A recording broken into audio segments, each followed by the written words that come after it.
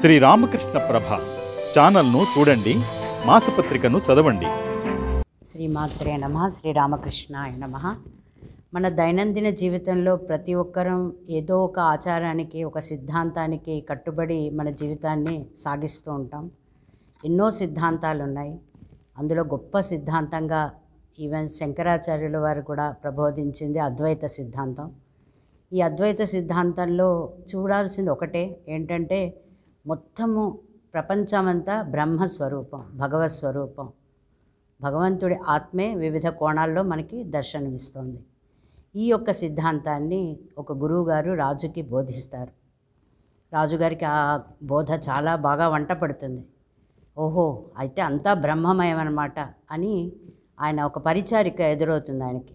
ఆవిడని పిలిచి చెప్తాడు, అంతా బ్రహ్మమయమే అని ఇవాళ గురువుగారు చెప్పారు, ఇవాటి నుంచి నువ్వు నాకు రాణివి అంటాడు. ఆవిడ చాలా ఆశ్చర్యపోతుంది, చాలా దిగ్భ్రాంతి చెందుతుంది. పరిగెత్తుకుంటూ వెళ్ళి రాణిగారికి చెప్తుంది, రాణిగారు, రాజుగారు ఇలా మాట్లాడుతున్నారు, ఏమైందో నాకు అర్థం కావట్లేదు అని. రాణిగారు కూడా రాజుగారి దగ్గరికి వచ్చి అడుగుతుంది, ఏంటి ఇవాళ మీరు ఇలా మాట్లాడుతున్నారు, ఒక పరిచారికని రాణి అని ఎలా అంటారు అని.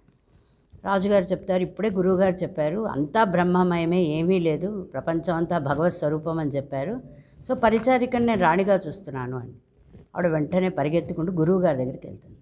గురువుగారు అంటారు, ఏం కంగారు పడకమ్మా, రాత్రి ఆయన భోజనానికి సిద్ధమైనప్పుడు నన్ను పిలువు చాలు, కొంత ఆవు పేడని నువ్వు రెడీగా ఉంచు అని చెప్తారు. సరే అని ఆ రాణి తన నివాసానికి వెళ్ళిపోయి చాలా కలత చెంది అలా ఏదో మనోవ్యాకులతతో రాత్రి దాకా గడుపుతుంది. గురువుగారి కోసం ఎదురు చూస్తూ ఉంటుంది. ఆయన వస్తారు, రాజుగారు భోజనానికి సిద్ధంగా ఉంటారు. కంచంలో ఆయన ఆవు పేడ వడ్డిస్తారు. రాజుగారు దిగ్భ్రాంతి చెందుతారు, ఇదేంటి ఆవు పేడ వడ్డించారు నాకు అంటే, ఏదైతే ఏంటండి, అన్నము ఆవు పేడ అంతా పరబ్రహ్మ స్వరూపమే, కాబట్టి ఆవు పేడని మీరు భుజించండి అని గురువుగారు అంటారు. రాజుకి చాలా కోపం వస్తుంది. వచ్చి అదేంటి ఆవు పేడని తినమంటారు అంటే, అన్నీ ఒకటే అని నేను చెప్పాను, కానీ చూసే మనో దృష్టి మీద ఆధారపడి ఉంటుంది, అన్నిటినీ సమత్వ దృష్టితో చూడాలి, కానీ చూసిన ప్రతి దాని మీద ఒక నిర్ణయాన్ని మనం తీసుకోవాల్సి ఉంటుంది, అన్నిటినీ భగవత్ స్వరూపంగా చూడమన్నాను కానీ పరిచారికని రాణి అనడం కాదు నా యొక్క గురుబోధ అని చెప్తారు. అప్పుడు రాజుగారికి అంత అర్థం కాదు, కానీ గురువుగారు చెప్పగా అర్థమవుతుంది. ఆయన ఒకటే చెప్తారు, ఏంటంటే మొత్తం భగవత్ స్వరూపం, కానీ మనకి భిన్నంగా కనిపిస్తోంది. భిన్నంగా కనిపిస్తున్న ప్రతిదాన్ని మనం గౌరవించాలి, ప్రతి ఒక్క దాంట్లో మనం సమత్వ దృష్టిని చూడాలి, ప్రతి ఒక్క వస్తువులో భగవత్ సాక్షాత్కారాన్ని, భగవత్ ఆత్మశక్తిని చూడాలి. జడ పదార్థము, చైతన్య పదార్థం అంతా భగవత్ స్వరూపంగా చూడాలి, కానీ ఇలా కాదు అని గురువుగారు వివరిస్తారు.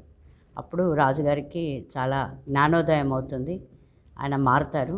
అయితే ఈ చిన్న కథ ద్వారా అందరికీ తెలియచేయదలుచుకున్నది ఏంటంటే, అద్వైత సిద్ధాంతం చాలా గొప్ప సిద్ధాంతం. అది చాలా కష్టపడి ఒక స్థాయికి వెళ్తే కానీ అది ఎవరికీ అర్థం కాదు. మిడిమిడి జ్ఞానంతో కొద్దిగా అర్థం చేసుకొని దాన్ని అనర్థాలకి, అపార్థాలకి ఆ యొక్క సిద్ధాంతాన్ని అన్వయించకుండా అందరూ జాగ్రత్త పడాలని కోరుతూ శ్రీరామకృష్ణాయ నమః.